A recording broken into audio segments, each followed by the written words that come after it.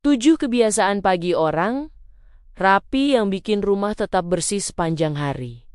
Pernah nggak kamu ngerasain bangun tidur tuh rasanya kayak langsung disambut masalah visual? Meja penuh barang, dapur kayak habis perang, sofa berantakan, dan kamu belum sempat ngapa-ngapain. Dan lucunya, kadang kita merasa itu normal. Padahal, nggak semua orang ngalamin hal yang sama. Aku pernah punya teman, rumahnya kecil, isi keluarganya banyak, tapi entah kenapa, setiap aku mampir, rumah mereka selalu terlihat rapi. Bukan museum rapi ya, tapi rapi yang realistik, manusiawi, nyaman, sampai suatu hari aku nanya, gimana caranya rumah kayak gini bisa terlihat rapi terus? Dan jawabannya simpel banget, kuncinya ada di 30 menit pertama setelah bangun. Dari sana aku belajar 7 kebiasaan kecil yang ternyata dilakukan oleh banyak banget orang rapi. Kebiasaan yang kelihatan remeh, tapi efeknya gokil. Hari ini aku mau ceritain semuanya. Lengkap dengan alasan psikologis dan arsitektural kenapa kebiasaan ini bekerja. Let's go. 1.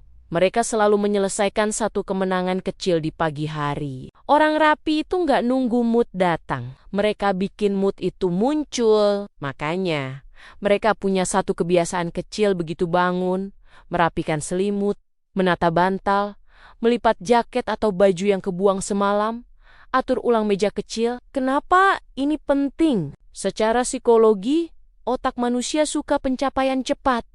Begitu kamu menyelesaikan satu hal kecil, otakmu ngecas dopamin. Dan dopamin itu bikin kamu pengen melanjutkan hal lain. Efek dominonya luar biasa. Ruang kecil yang rapi menular ke ruangan lain. Satu kemenangan kecil membuat kamu gak merasa dunia ini berantakan. 2. Mereka punya zona transit untuk semua barang penting. Ini rahasia besar tapi jarang dibahas. Orang rapi punya tempat khusus buat taruh hal-hal penting, kunci tas, charger, dompet, botol minum, jam tangan. Satu spot, bukan 5 spot tersebar. Secara arsitektural, zona transit mengurangi visual clutter. Secara psikologis, ini bikin kamu nggak panik pagi-pagi cari barang. Efek sampingnya, barang nggak jalan-jalan ke meja makan, meja TV, kamar, dapur, rumah terlihat lebih rapi tanpa kamu usaha banyak. 3.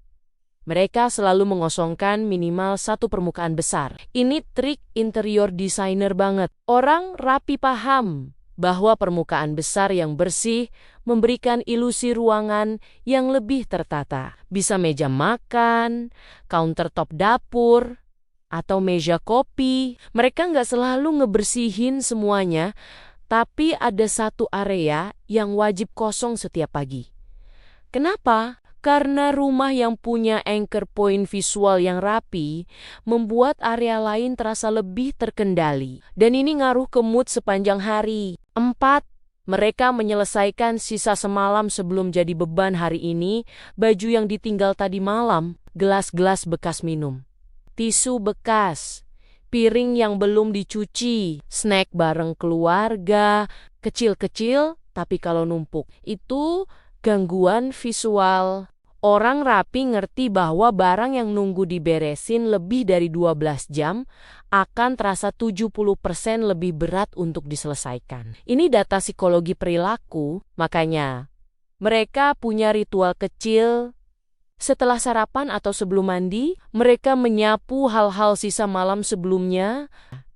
Gak lama, cuma 3-7 menit. Tapi ini bikin siangmu jauh lebih ringan. 5. Mereka mengurangi satu barang kecil setiap pagi. Ini bukan decluttering besar-besaran. Ini ritual ngurangin beban rumah. Kadang mereka buang kertas bond, plastik tidak terpakai, kotak obat kosong, barang kecil yang gak kepake, atau memindahkan satu barang ke tempat yang benar. Secara manajemen ruang, rumah itu makin lama bukan penuh karena barang besar, tapi karena barang kecil yang numpuk pelan-pelan. Satu barang per pagi sama dengan 365 barang hilang dalam setahun. Tanpa terasa, rumah lebih ringan. Pikiran juga ikut plong. 6. Mereka punya rutinitas dapur mini yang nggak bisa ditawar. Dapur adalah pusat energi rumah. Kalau dapur berantakan, vibe satu rumah ikut kacau. Orang rapi nggak selalu bersihin dapur full setiap pagi, tapi mereka selalu ngelakuin satu atau dua kebiasaan kecil: lap countertop, cuci gelas atau piring kecil, taruh kembali bumbu-bumbu, angkat sampah mini, buka jendela biar sirkulasi udara jalan. Yang menarik, bau dapur yang segar bikin seluruh rumah terasa lebih bersih. Ini trik psikologi sensorik. 7. Mereka tutup pagi dengan ritual beres estetik.